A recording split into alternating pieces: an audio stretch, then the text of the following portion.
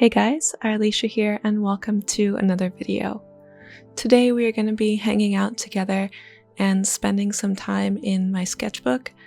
I've been feeling a lot lately that it's been so long since I've actually finished a sketchbook, and I'm really itching to get one of the 3 or so sketchbooks that I've been working in for a while now just filled and completed.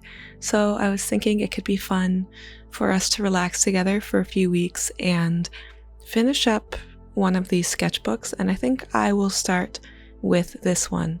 This is my Strathmore watercolor journal, and while I prefer the mixed media 500 series from Strathmore for watercolors, actually, this one has been really good to me, and I guess when I do like an actual sketchbook tour, I'll talk more about what I like to use this one for.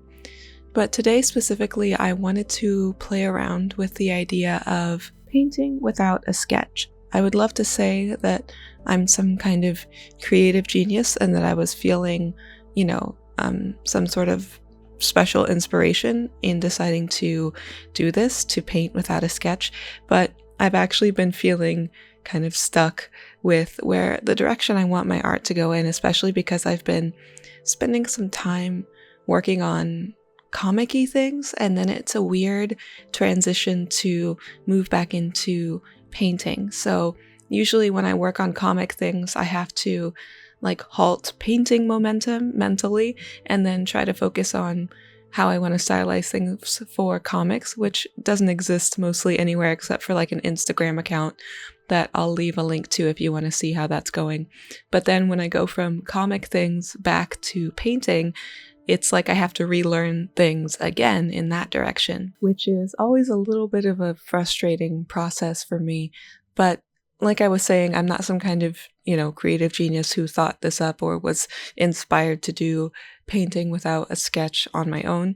So I will leave a link as well, or links to a few other artists who are amazing humans who have been inspiring me to paint like this. So if you wanted to check them out, that would be great because they're fantastic and are definitely more skilled at this sort of technique than I am. But at the same time, it's so much fun.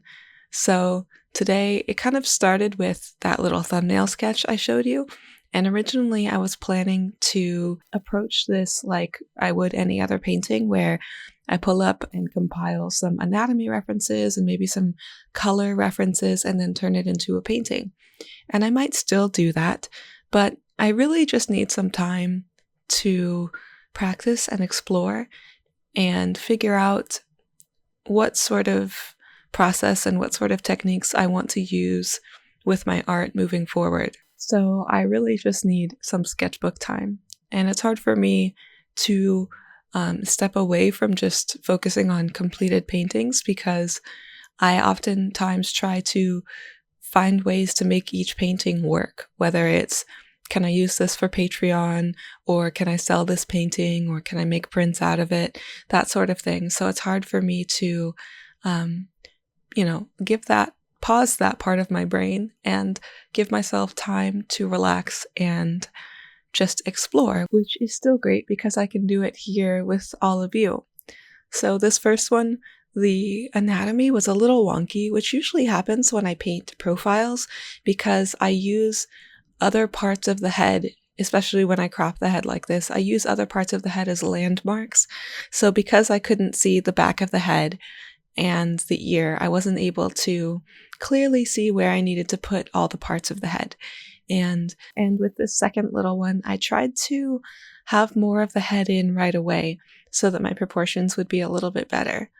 Oftentimes when I'm trying new things like this, I get a little hard on myself if it doesn't turn out the way I want it to, or the way I see other artists do it on the first time. And I constantly have to remind myself of something that my husband is telling me. And every time I try something for the first time and it doesn't go the way I want it to, which is most of the time when it's the first time, my husband just asks me, "How many times have you done this before?" And oftentimes the answer is, "Well, I've never done this before." Then why would I expect it to be perfect or to be as good as, people who have done it hundreds of times? And I have to be patient with myself and enjoy what I am learning and what I am doing. And really, I would love to just fill the rest of this sketchbook with experiments like this. So let me know if that's something that you guys would like to see. For the second one, I also wanted to limit the color palette just a little bit more, and I like the way that this one turned out. One of my favorite things about this technique is that it allows the watercolors to just be watercolors. So working wet into wet, so adding paint into areas that are still wet and allowing the color to bloom and not worrying so much about smoothing out all of my edges. It's just a fantastic exercise in releasing control and relaxing and enjoying the medium that I'm using. While I love exploring things like gouache and acrylics, watercolors are my home, and there's something just so alive and relaxing and soft about them that it's definitely the medium that brings me the most joy. And I love with experiments like this that I get to appreciate the piece as a whole, but I also get to appreciate every little stroke and the ways that the paint spreads and the places where that cobalt teal granulates and separates from the other colors. This is something that I forgot to mention, but these are my handmade watercolors that I'm using for this. I haven't actually painted with them for a little while, so I wanted to get them out and play with them. I thought they would be a good choice for this experiment because they are a little bit more opaque, so I thought it would be fun to see how they build structure and how they layer.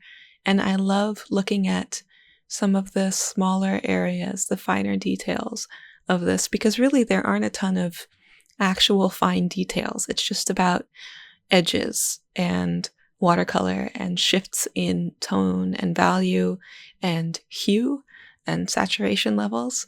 And it's just so fun to look at, and they're relatively quick to create. So if you're interested in trying a technique like this, I would highly recommend it. Just let yourself have fun, fill some sketchbook pages, and make a mess. It's very fun.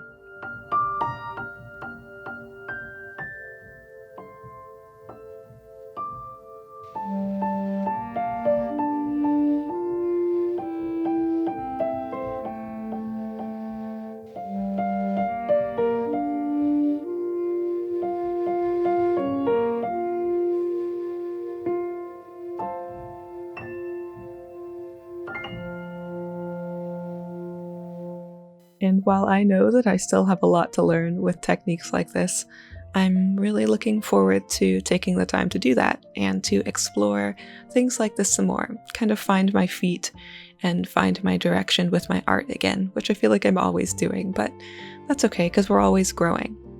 As always, a huge thank you to my patrons over on Patreon and my members here on YouTube. You can check out those places if you're interested in physical rewards like stickers and prints, or also just weekly vlogs, which I've been filming and showing you guys around my studio and just letting you know how things are going from week to week. Thank you all so much for joining me for this video. I hope you liked it, and I will see you all next week. Bye-bye.